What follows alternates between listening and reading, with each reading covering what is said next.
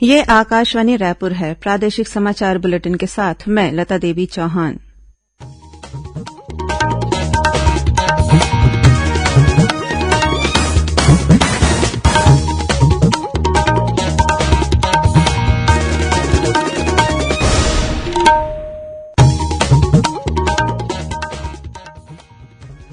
और अब पेश है आज के मुख्य समाचार। प्रधानमंत्री ने मन की बात कार्यक्रम में कहा कि कोविड टीकाकरण कार्यक्रम की सफलता भारत के सामर्थ्य को दर्शाती है। मन की बात कार्यक्रम में प्रधानमंत्री ने छत्तीसगढ़ के देउर गांव के जय गोंडवाना महिला स्व सहायता समूह द्वारा स्वच्छता के क्षेत्र में किए जा रहे कार्यों की सराहना की। केंद्र ने आगामी त्योहारों को ध्यान में रखते हुए राज्यों से कोरोना नियंत्रण प्रयासों में ढील न देने की अपील की। और आजादी के अमृत महोत्सव के तहत आज छत्तीसगढ़ उच्च न्यायालय सहित प्रदेश के 23 जिला और सत्र न्यायालयों में ई मेगा लीगल सर्विस कैंप का आयोजन किया गया।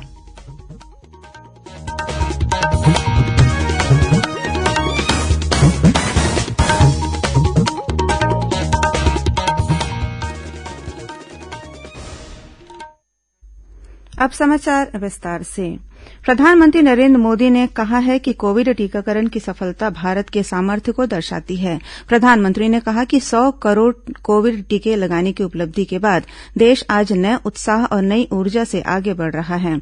आकाशवाणी से मन की बात कार्यक्रम में श्री मोदी ने कहा कि 100 करोड़ टीके लगाने की इस सफलता के साथ लाखों प्रेरक प्रसंग जुड़े हुए हैं। टीकाकरण अभियान में हमारे स्वास्थ्यकर्मियों ने अथक परिश्रम और संकल्प से एक नई मिसाल पेश की है।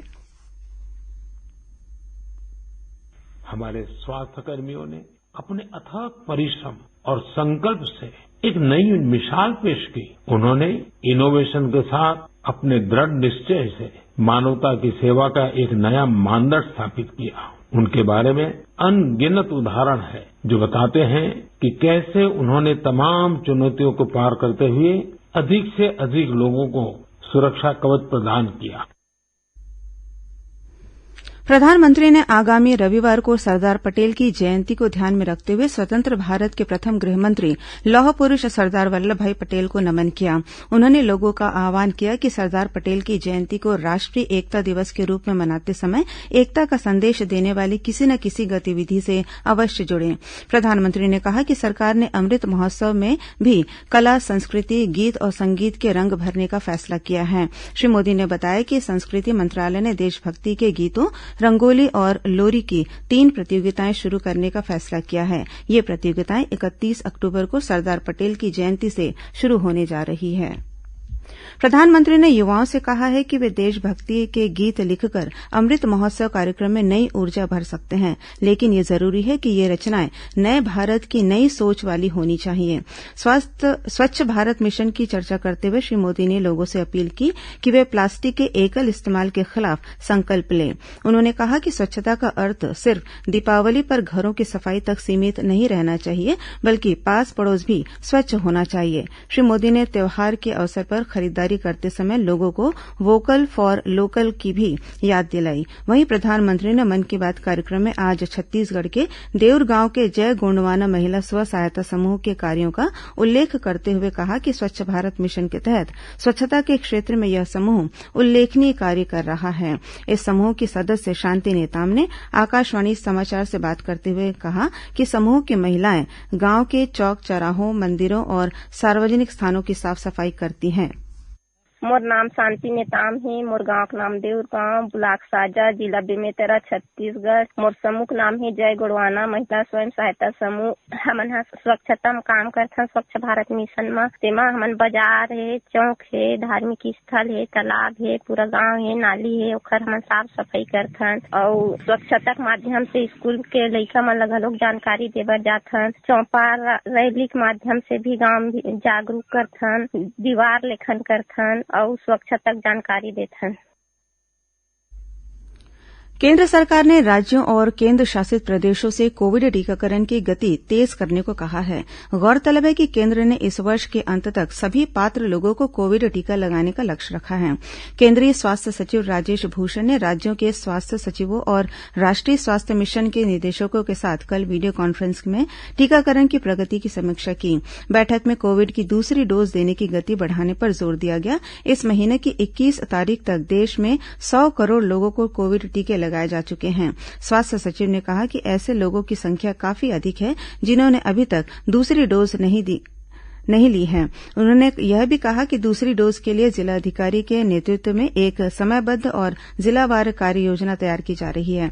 इस बीच केंद्र ने राज्यों और केंद्र शासित प्रदेशों से कहा है कि आगामी त्योहारों को ध्यान में रखते हुए कोरोना नियंत्रण प्रयासों में ढील न आने दें।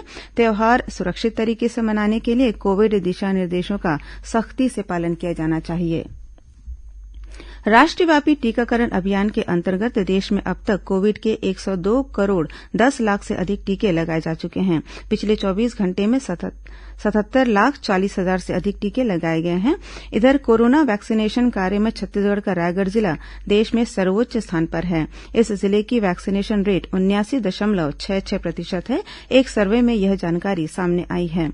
रायगढ़ जिले में लगातार चलाए जा रहे जागरूकता अभियान के कारण टीकाकरण कार्य में तेजी आई है। इसके लिए मुख्यमंत्री भूपेश बघेल ने रायगढ़ जिला प्रशासन सहित जिलेवासियों और टीकाकरण कार्य में जुड़ी टीम को बधाई और शुभकामनाएं दी हैं।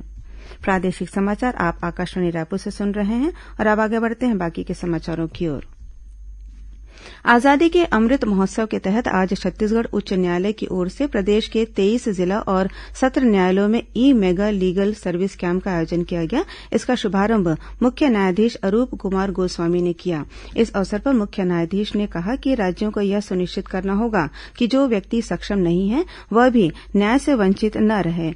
उन्होंने कहा कि समाज के सभी वर्गों को निःशुल्क न्याय प्रदान करना राज्य सरकार की जिम्मेदारी है।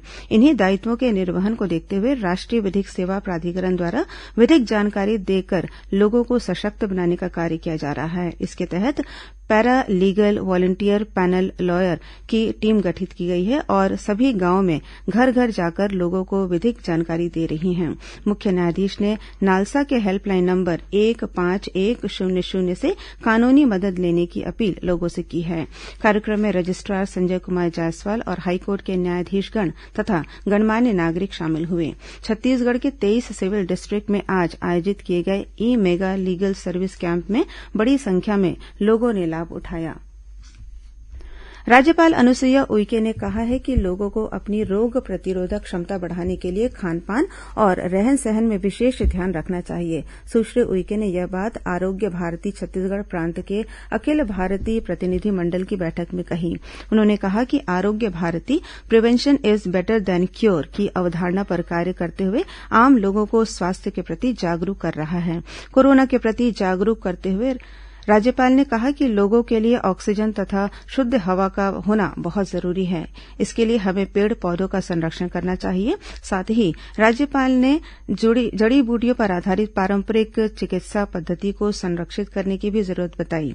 सुश्री उइके ने आरोग्य भारती द्वारा कोरोना काल में किए गए कार्यों की सराहना करते हुए कहा कि ग्रामीण क्षेत्रों में आरोग्य मित्र बनाए जाएं, जिससे स्वास्थ्य के क्षेत्र में उनका सहयोग लिया जा सके।